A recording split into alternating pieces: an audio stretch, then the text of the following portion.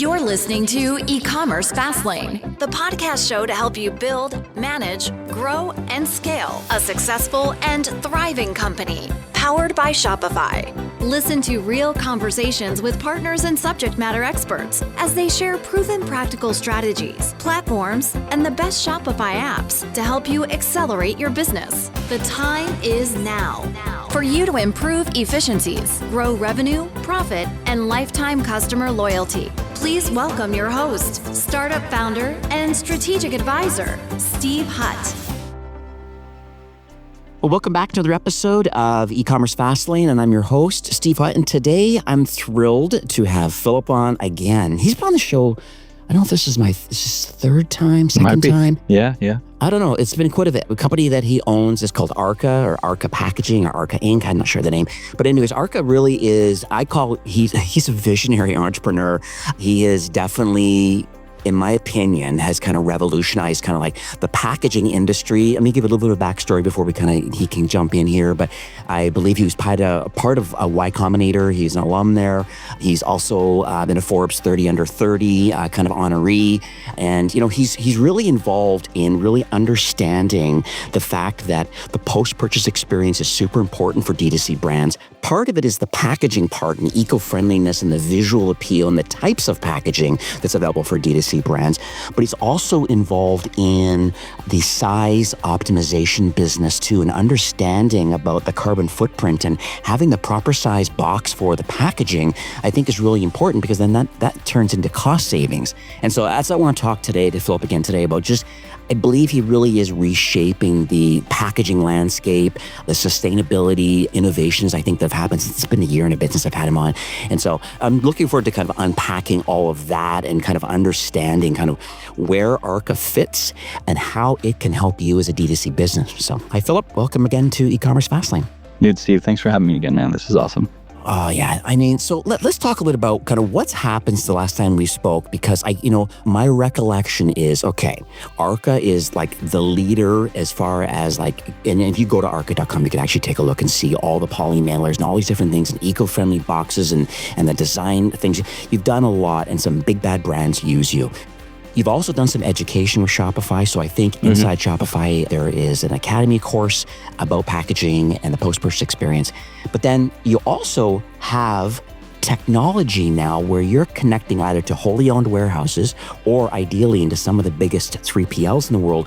And so that there can be some notifications about the fact that I'm running out of boxes, I better reorder. And so talk a little bit about kind of what's happened over the last year and a bit. Yeah, absolutely. And what you're describing sounds so obvious that you think it would be available, but it's really, in terms of packaging replenishment on a warehouse level, it's still someone that has to walk the warehouse floor, count how many boxes there are, and then flip open the Uline catalog, get on the phone and order more. Whereas we automate all of that. Taking a step back for a second in terms of like where we started and the core component of the business, when you go to arka.com, you can design and order boxes as easily as you could design and order a business card online. Think Vistaprint or Moo.com for packaging. We've worked with folks like Wayfair, Yelp, Mattel, Printful, Better Homes and Gardens, In-N-Out, L'Oreal, ShipUp, Seco Logistics. So the full gambit of e-com players in the space. And in that process, it's sort of evolved to what you're introducing into this episode, Steve, which is we help warehouses ship less air. Right. Mm-hmm. And the reason why we've come to this road in the journey is because we've been and still do send packages to wherever our merchants tell us to send their packages. So they design a package on our website or they want to get something unbranded, whatever the case might be. They need some sort of packaging. We'll send it to, if they're of that size, their living room where they're picking, packing and shipping their products, or to their 3PL, right? So third-party logistics provider, warehouse, fulfillment center. They have to play this game of telephone with their 3PL, where 3PL sees, hey, merchant, you're almost out of packaging. Merchant hits up Arka and says, hey, Arka, we're almost out of packaging. Through this game of telephone, we recognize that there's got to be a better way. There's sometimes a breakdown in communication. Why don't we own that process? Let's go direct to the 3PLs, talk to them about when they're running low, and send them more packages when they are. So we've connected with these 3PLs. We leverage a universal API. It'll connect to the WMS or brain of the warehouse management system. And the warehouse management system is responsible for the inventory and helping these warehouses pick, pack, and ship their products. In replenishing the packages, we recognized, these 3PLs are constantly getting like new customers, old customers may churn, but this menu of let's say boxes, it's just not changing. Let's double click on that and take a closer look. In doing so, we recognized, okay, if they just tweaked these sizes a little bit, and I mean sometimes like 2 inches shaved off of a box, put you in a completely different shipping tier for when you're sending something from point A to point B, ultimately saving these merchants and 3PLs up to 30% on shipping and packaging costs. So that's how in case you're wondering, like, where did this leap come from? You went from shipping and providing anything that you slap a label on, that's boxes, poly mailers, bubble mailers, craft mailers, and anything that's paper, meaning, again, boxes, but also like folding carton and tissue paper, to now you're optimizing the sizes. Yes. And that's how we got there. It's because we were in this game of telephone. We recognized that there's like a breakdown here. Why don't we build out this solution for something that may ultimately end up saving millions of dollars per location and also improving the customer experience and lowering the carbon footprint of everybody involved? Yeah. It's so interesting. So are you suggesting that as of today now you have more of an AI-powered kind of forecasting model or That's right. or even like package size optimization, I want to call it. Yeah, So can you talk about that? Yeah. So if you're a merchant and you're just like, hey, how does this apply to me? I'm shipping like 50 things a month or 500 or 5,000 things a month. We actually have an inserts page on the website that's more for your amateur shipper or just getting started shipper. You can simply input the dimensions of your product or products, and it will automatically create a package size that would fit a tray that has a cavity or multiple cavities of products that you would put in that package. It's just an easy way of either getting started or optimizing your existing set of SKUs or products that you're shipping. So there's that for someone who's just trying to figure things out. Now, if you're a 3PL or a self-fulfilling retailer who acts as its own 3PL, what does that mean? Like Nike, they're not likely using like an external warehouse. It's probably their warehouse. Yeah. So if you're a self-fulfilling retailer like Nike, or if you are a 3PL that has a bunch of, other merchants under your umbrella, we would be able to connect to your WMS. And using our software, we would optimize the packages that your warehouse is using for the products that you are responsible for shipping.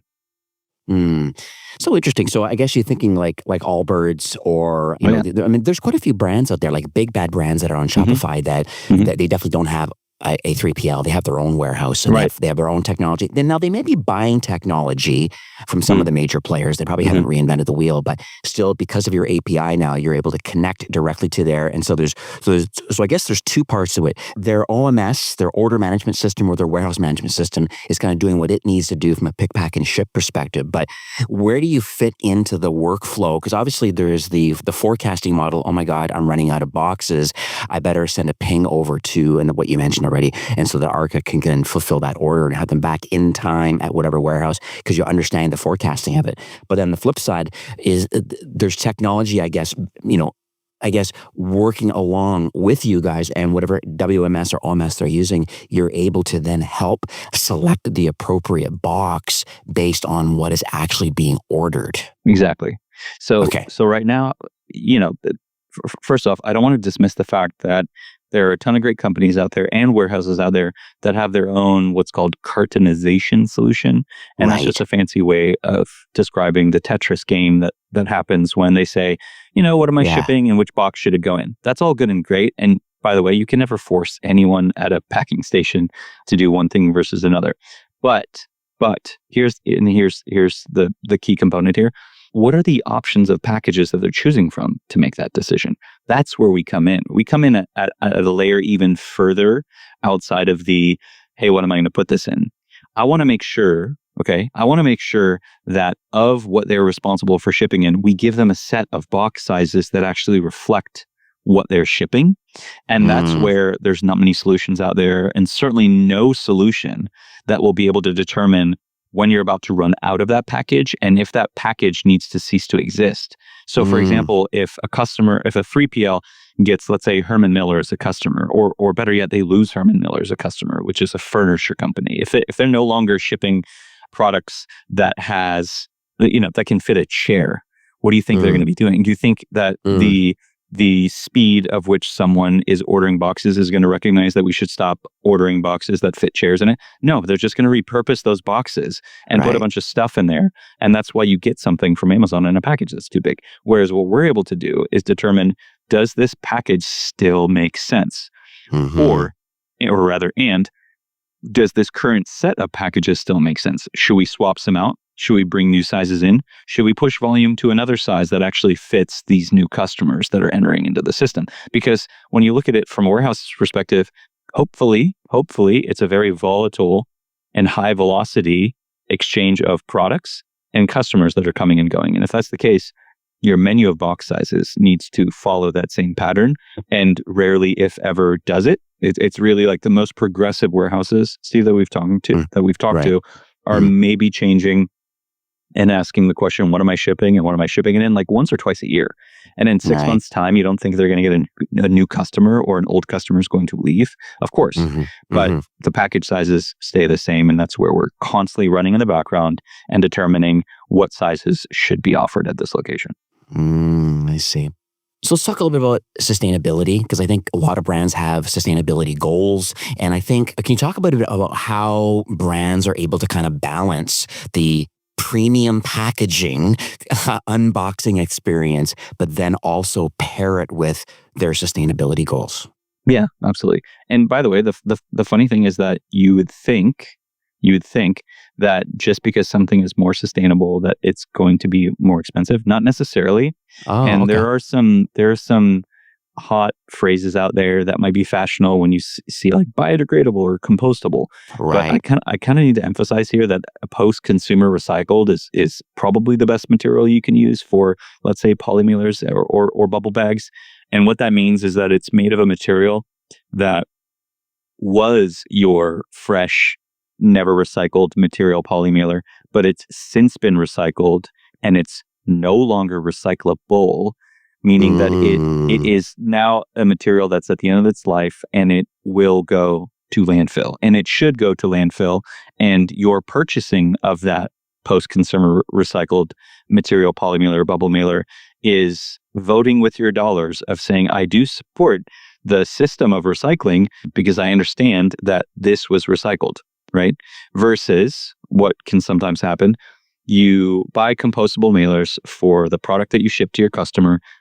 How often do you think your customer is going to actually like dispose of that responsibly and put it to like a curbside or home side compostable location? Or even the bag, like, did they recycle it? I don't know. Maybe they live I currently live in a red state. Maybe they live in a red state where like the practices of recycling isn't as prevalent. And there's really nothing you can do about that. Funny enough, tying it back into the carbonization solution, you really can't tell someone at a macking station what to do, but you can at least give them the options that what they're choosing from is going to be the best options that they can choose from. So there's not going to be materials that accidentally end up in landfill and becomes a waste. And there's not going to be packaging sizes that are going to be so far off that they make like an egregious mistake in choosing a package that ends up having like way too much excess space in it. Like that's really the point. Like you want to remove that potential for human error and make it as easy as possible. Because at the end of the day, that's what we like as consumers. We just want it to be easy. Yeah. I want to talk a bit about a case study, maybe. Once again, it's the last time we chatted, you obviously have onboarded ridiculous amounts of new D2C brands, and you continue with some, big bad brands too. Is there any of note that you can think of that said, hey, here's what their former kind of packaging solution was, or who their partner was in the past? They decided to come to us, and then was there in fact a shipping cost improvement by number one, I guess by smaller packaging, number one. Yeah. But I'm just curious if any, that just kind of comes to mind. Yeah, I'll give you one. And I can give you the customer, and to shield the partner that gave us this customer for the sake of privacy of that partner. Fair enough. But I'll give you the customer. I didn't even know so this one of Arka's partners gave us a data set for 1 week's data of a very well-known merchant that we didn't know at the time. It just looked like partner data at the time. We digested it and spat it back, and we gave a series of options. We said, based on the products that they ship and the current packages they're using, if they use a minimum number of packages, meaning of all the products they have, we're like, what was it in this case? They have 10 box sizes.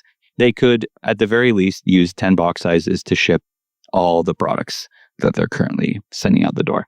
Right. In another scenario, we don't make any change in the box sizes, but we make sure that the sizes are actually optimized, meaning in the first option, we reduced it from 20 to 10 because that's the minimum they could use. In the second option, we keep it at 20, but we make sure that those 20 sizes are fully optimized. And then in the final option, we reduce the size a little bit to 15, and we make sure that those sizes are optimized. So we looked at a customer, and it ended up being Hallmark. Like, I had no idea that we were looking at Hallmark's data, and here it is. We're able to optimize their package sizes, and they're doing something like $8 million a week in fulfillment costs just for this one partner's location. I'm not saying Hallmark does $8 million a week in shipping costs. They probably do way more than that. But just for this one partner, Probably. they do $8 million. They do $8 million a week just for one partner. Mm. We were able to reduce the costs by $300K a week.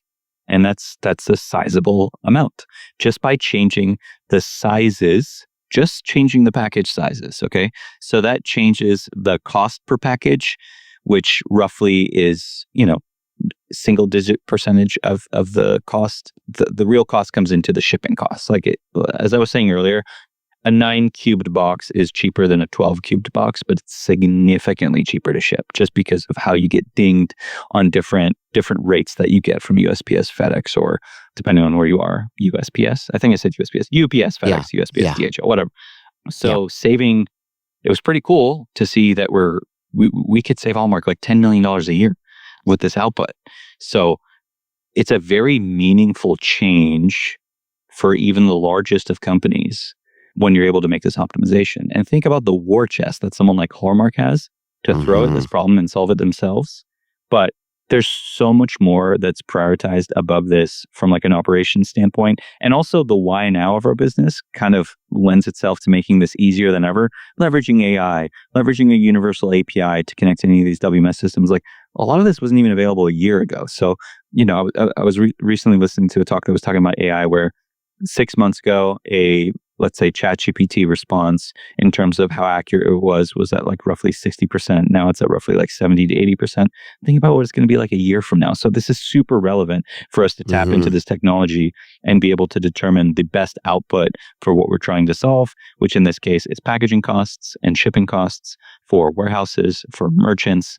And by the way, if we have our way, everything should be more affordable, meaning and everything that you slap a label on and send through the mail, whatever product is inside there, those costs are going to be baked into the product cost itself, right? Because they look in the companies look into that when they price their product, right? They're not going to sell it at a loss, and they're not. I mean, depending on the product, it's not going to be crazy expensive on top of what their costs are. So if we bring that down, everything should be less expensive as a result of us being successful. That's amazing. I want to talk about, I know you're platform agnostic, so you're clearly, your flag is definitely in the sand for Shopify, but you do BigCommerce and Square and you do lots of connections.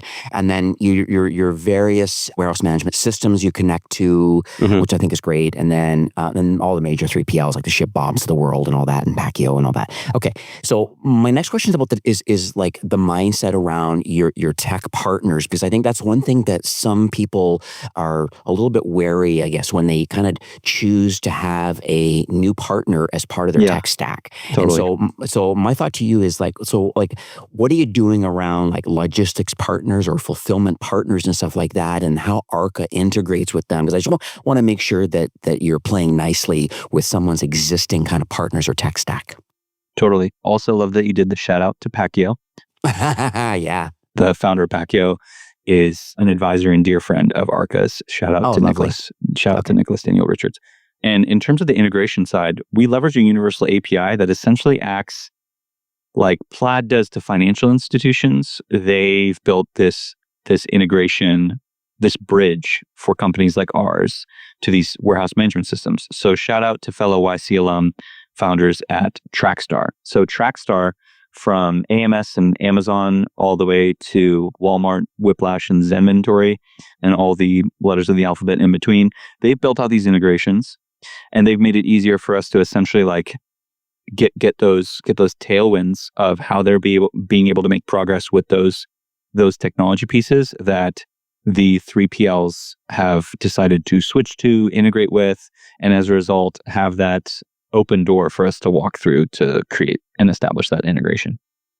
Okay, perfect. Okay, I'm glad that's just kind of how it works, because I think that's one of the major blockers. Like any kind of tech partner that I have on, it's the first thing I know they think of. It's like, okay, unfortunately, I know you don't have an app, so a lot of people when they're looking to buy an app or a marketing platform, whatever, and how they're connecting to Shopify, they're like, okay, I'm kind of duct tape-ish right now in my current tech stack, and they know it's a little bit volatile. And now it's nice to know that this is kind of how you are very forward thinking about how you connect and whom. So I appreciate that. You have to be. I mean, and I think, you're speaking as someone who's clearly an expert in this space, and you understand that it's a very massive industry, but it's a very small world. And a lot of it has to do with trust and relationship building. Yeah. If you don't 100%. Have trust, if you haven't built that relationship, this industry seems to care less when it comes to, but you're saving me money. It doesn't matter. I don't know who you are. I don't like how you smell. You need to be able to build that trust. You need to be able to do a good job. You need to be able to prove yourself. And I actually appreciate that challenge. So on our end, I have no complaints, but it's a good environment that's conducive to training you to make sure that you keep a solid reputation. So what do you say to people right now, kind of before we wrap up today, but like, I think they like what Arka is all about. They understand your technology now. They understand that really there can be like a huge savings. What do you say is kind of like the next steps for them? Like, there's quite a few emerging brands right now that have product market fit. They've got some good traction right now, but they're trying to, but then you have the finance people looking at it and going, okay, well, how can we shave off a few points here and there? And this is like instantly a way to do it. I just want to kind of throw the baton back to you and saying, what do you think brands' kind of next steps are after they've listened to what Arka is and the problems that Arka is solving today? Yeah, absolutely. So I think first off, when it comes to just packaging in general, being able to understand that it's a marketing expense. Right. So looking at packaging as a marketing expense, I think is one of the most important things you can do first and foremost. Don't think that this is just a nice to have.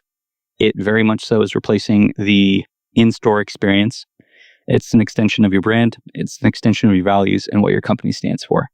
And if there's nothing on that, it's going to come off as you basically standing for nothing. You become a commodity instead of a community.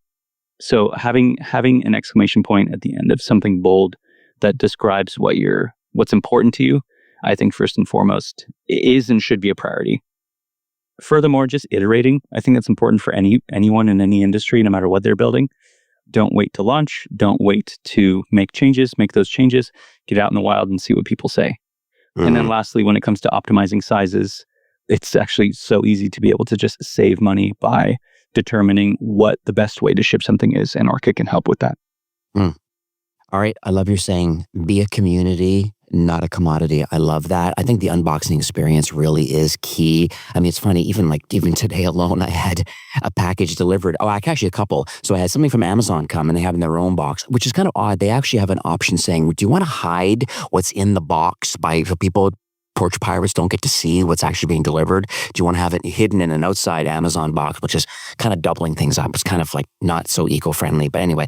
But the unboxing experience, I think, is really key. And that's what I've noticed even today, where I have a package that came in today, and it's just like, oh, it's kind of exciting, actually, because you've made this emotional decision to buy something, and it comes in a branded package. I think overall, it just kind of elevates the quality and the thoughtfulness and the community around this particular purchase. I think this is fantastic. Yeah, no, definitely. And I'm glad that you recognize that, because you're consciously choosing to point that out. But look, we're visual creatures at the end of the day. Yeah. And it's something that gets something going in our mind. And it also makes it shareable. Like we've practically dismissed the fact that, on socials, and I know we're not a social media focused company, but I'd be hard pressed to say that it's not a major part of how people find out about us or find out about the brands that we work with. how often is someone going to share something in a brown box versus something that actually reflects some sort of effort? And that's the key there. It's just effort. I'm not saying you need to have some crazy technicolored package to make it seem like you, pardon me it's for not saying Apple. no, it doesn't. And it doesn't have to be. It just needs to be you. It's I know it sounds corny and it goes back to the just be yourself motto, but that's really what it's about. And if there's nothing there, then how do we know who you are, and why would we work with you, and why would we share this online in a world that's pretty much sharing and has visibility into everything we do every day, every waking hour of the day? Make it something that you want people to talk about and share. Yeah, it's amazing. All right, arka.com, arka.com. Yep. I think there's some links on the website. I guess kind of next steps are, well, you have a phone number there, but you can get a quote. You can do some of the online calculators. Is that kind of what your next steps are for those listening? Yeah. And look, we try to make the website as user-friendly as possible so that anyone can just go on and immediately get started. But if you have any questions, yes, obviously there's a chat function, but just support@arka.com. And I see those as well. And if you don't think I do, just call me out and say, hey, Phil said I could hit up this platform. I listened to on the eCommerce Fastlane podcast. Yeah. Oh, it's amazing. I'm going to also give a shout out again to Pacquiao, because I think I should have them on the show. We'll do some warm intros.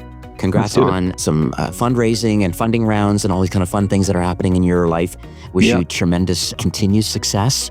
We should make this an annual event, maybe pre-Christmas every year. Yeah, that'd be great. Yeah, like a nice pre-holiday stocking stuffer for everyone listening. Yeah, this is lovely. All right, Philip, thanks again. We'll chat again. Thank you, Steve. Have a good one. Take care. Take care.